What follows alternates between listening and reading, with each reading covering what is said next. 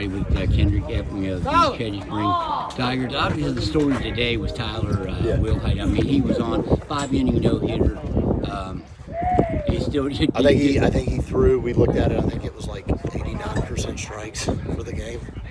And only 51 pitches. Yeah, and if you can keep your pitches down and you throw 89% strikes, you're gonna win ball games. If your defense does the job. But I mean, he had a heck of a game with strikeouts and things. He placed it. I mean, he was in control of that game from first inning to the fifth inning, and threw an absolute gem. One of the 11% that wasn't a strike looked like an old school pitch from maybe like the 40s, like an Eephus pitch. Yeah, it was. It was the Eephus pitch. It sure was. What's the situation with that? I don't know the situation, Dave. I know that it really listen. When you have a kid that's throwing like that and he has an opportunity to throw a perfect game, and listen, I heard him say that he doesn't consider this a no-hitter because he went 5 innings. It's a no-hitter.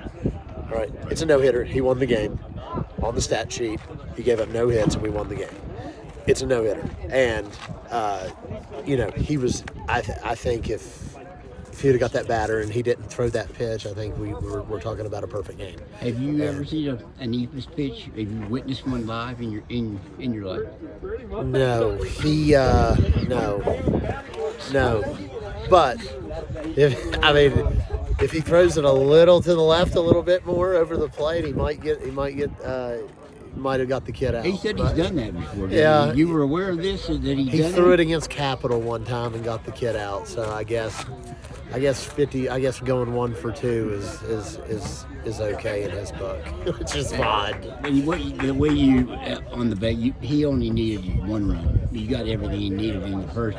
I mean, you were really pressing things by the way you ran them. The 3 straight walks. I think you probably had 4 or 5 steals in that day. We did, and we took advantage. I mean, they struggled pitching today and hitting the zone, and we had to take advantage of that. But we kind of, when we put that 8 spot in the first inning, the one thing that I didn't want to do is let up, because we did that against South Charleston, and it was a closer game than what it should have been. So that was kind of what I told my guys, is like,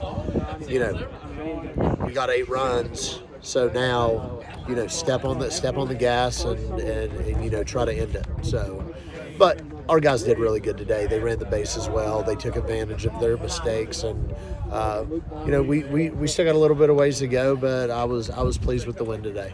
Had a big regional win. I mean, huge regional win, and that was the kind of the this weekend. We were able to beat Winfield and then South Charleston, and then took one on the head against St. Albans, but regional is the only thing that matters, and because that seeding's everything.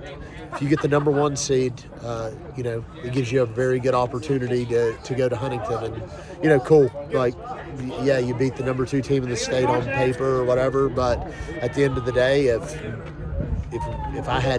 we had Winfield and we had whoever in our region, that regional game is the most important game. I don't care if you're ranked number 2 team in the state or the last team in the state. If you're in our region, you're the most important game that we had. And today, this was the most important game of the week. And then once Wednesday comes, I tell my guys, like, enjoy the win, but you're 0-0 now.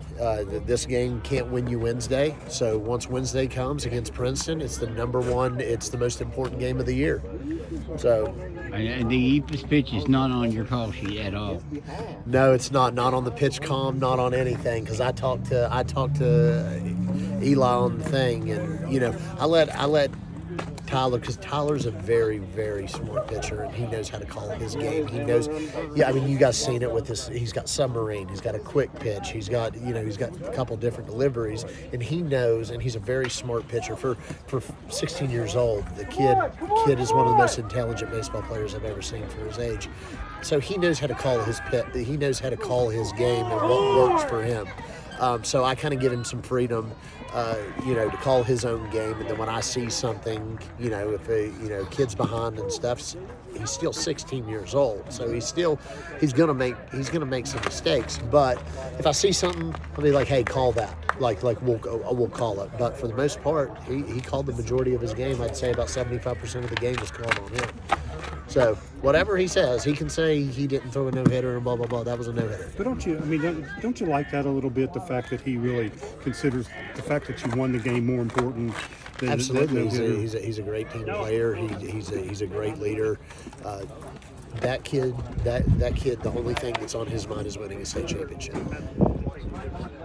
I have no doubt in my mind he's one of the best players in the state of West Virginia for any age class. I don't care if he's a sophomore. He's one of the best players. I consider him top 15 players in all classes of any age in the state of West Virginia. And the one thing that he cares about, he